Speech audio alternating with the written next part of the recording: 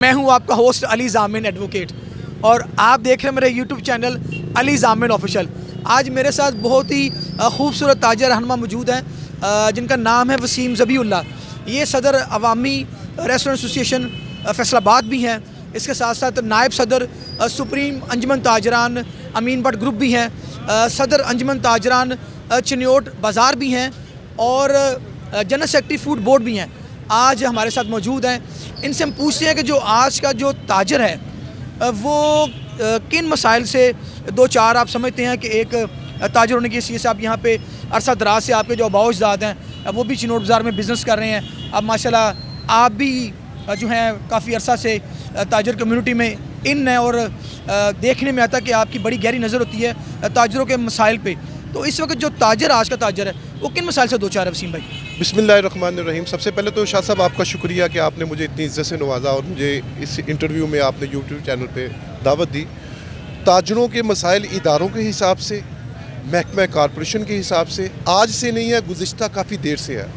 लेकिन देखने में ये आया है कि जो इस दफ़ा इन दिनों में जो ताजरों के साथ हो रहा है ना कि 8 बाज़ारों में मोटरसाइकिल और गाड़ी का दाखिला बंद कर दिया गया है, जिसकी वजह से ताजर पहले परेशान इदारों की वजह से होते हैं। चलता है ये निज़ाम, कभी इदारे सख्ती करते हैं, कभी नरमी करती है, वक्त चलता रहता है, गुजरता रहता है। मेरे 22 साल के टडोर में मुझे कारोबार करते हुए हो गया। 22 सालों में इतनी बदहाली 8 बाज़ारों की नहीं देखी गई थी जो इन दिनों में देखी गई है।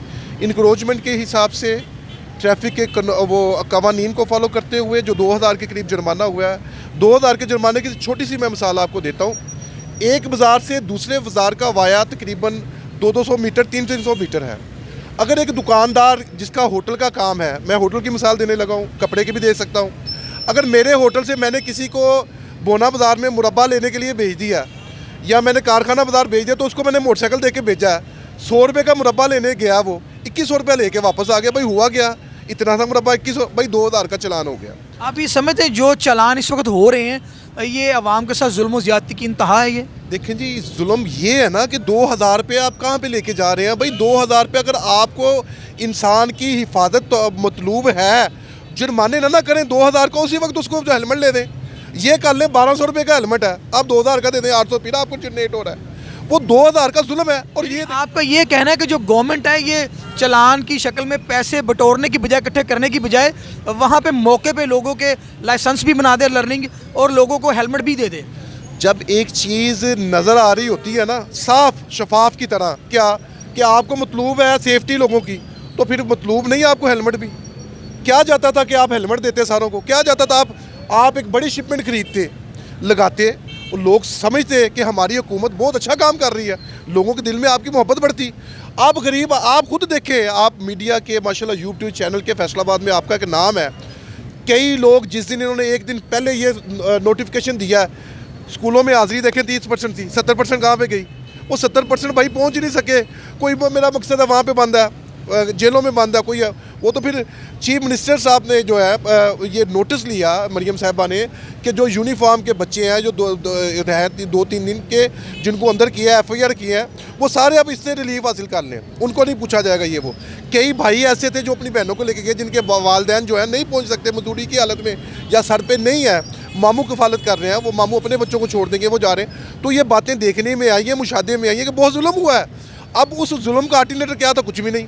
और आज के दिन तक, गुज़िश्ता 15 दिसंबर बारोज़ सोमवार का आज हम खड़े हैं, आज तक इस पर इम्प्लीमेंट नहीं हुआ। नीयत का दुरुस्त होना ज़रूरी है। रेवेन्यू अगर इकट्ठा नहीं हो रहा तो फिर हेलमेट दें, कैसे दें? और भाई 2000 का जुर्माना ना करे, बंदा खड़ा हो भाई बेचे।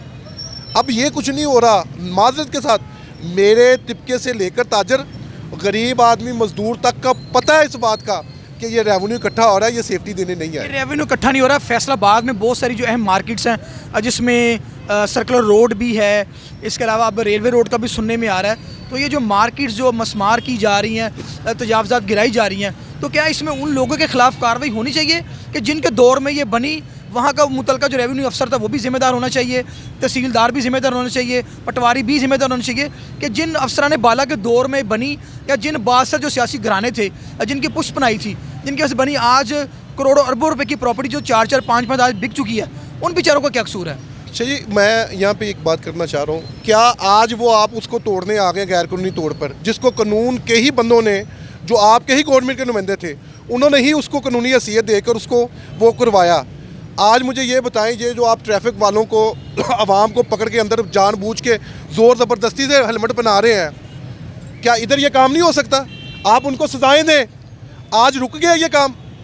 मैं कहता हूँ 1982 में ये वो साहब बहादुर या 1980 में जिन्होंने गवर्नमेंट के ओहदे पे बैठते हुए इसको रजिस्ट्रियाँ करवाई, आप ये समझते हैं वो 1980 वाला काम आज 2025 में रुक गया? भाई हो रहा है, सर्कल रोड पे नहीं हो रहा, पूरे पाकिस्तान में हो रहा है, पंजाब में हो रहा है, बलूचिस्तान में, हर तरफ हो रहा है ये काम, आज भी हो रहा है। और अगर पंजाब में आपने ये जिम्मा ले लिया है कि उनको डिमॉलिश करना है, वो ज़्यादती हुई है, उनको पहले सजा दें, ऐसी सजा दें कि 2025 के बाद कोई बंदा सोच भी ना सके कि ऐसा दोबारा काम करना है जो 1980 में हुआ है, ताकि वो रोज़गार जो 3 सालों की 30 साल या 35 साल के एक दादा से पोतरे तक, तीसरी नस्ल तक मुंतकिल हुआ है, वो तो ना करें। और यहाँ पे मैं एक बात काबिल अमल आपको गौर से बताना चाह रहा हूँ शाह साहब, अगर उन्होंने 40 साल तक रजिस्ट्री बना के काम किया है, उन्होंने बिजली का बिल दिया है, उन्होंने प्रॉपर्टी टैक्स दिया है, उन्होंने गवर्नमेंट को करोड़ों नहीं अरबों रुपये दिया अब तक, तो उनकी सेफ्टी क्या हुई यार? और आपको तो कुछ आ ही रहा था ना। अब आप अगर 40 दुकानें मसमार करते हैं तो बिजली का जो आप रेवेन्यू ले रहे हैं 32 रुपये 92 रुपये यूनिट के हिसाब से, वो किधर जाएगा?